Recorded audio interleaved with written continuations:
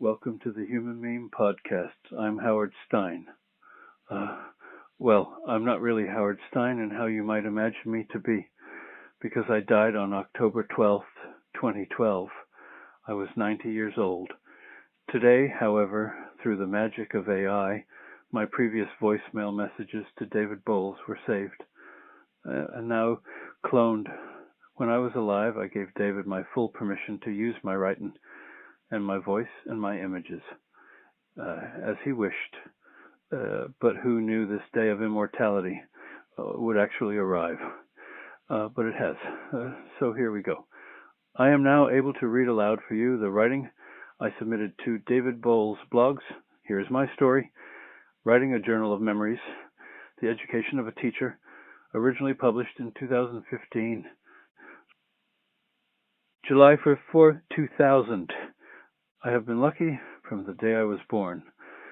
My birthday was July 4th, 1922, and I entered the world with the incessant booming of fireworks and the dazzling display of colors and lights. Now I am 78 this very day, and good fortune has followed me like my steady companion.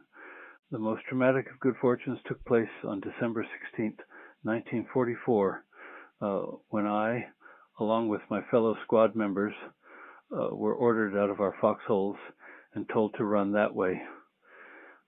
As I reached out of my trench, trying to push myself to the ground above, I touched a 255 millimeter artillery shell, a dud, which I skirted around as I ran into the Ardennes forest, not knowing where I was going nor when I would be there. But I did know where I would not have been had that shell burst upon my foxhole. Unlike a host of my army buddies and an even greater number of army strangers, I survived the war by one good fortune after another. But let's go back to the very beginning. The day before I was born, the doctor who was to deliver the baby Stein came to our house in Chester, Pennsylvania, to check on my mother. Mother was at least 40, ashamed to be pregnant, and did her level best to conceal the pregnancy. Upon examining my mother, Dr. Donahue said the baby wouldn't come until morning, and that he was going to his home and would return early the next day.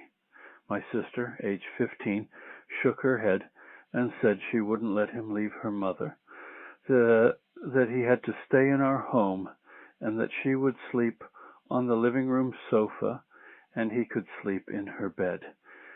Intimidated by the vehemence of my sister's insistence, the good doctor accepted his charge.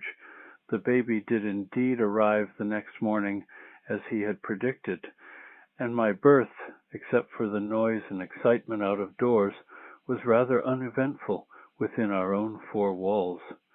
That sister, many years later, explained to me my traffic with Lady Luck by telling me that she visited antique shops and festivals frequently, oftentimes seeing jars that she wanted to buy.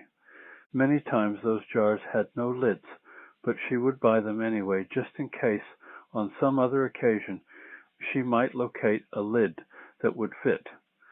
Sometimes the lids she picked up did fit, and sometimes they didn't. Your lids, she said to me, always fit. That sister was one of the greatest good fortunes in my life, but she was not alone.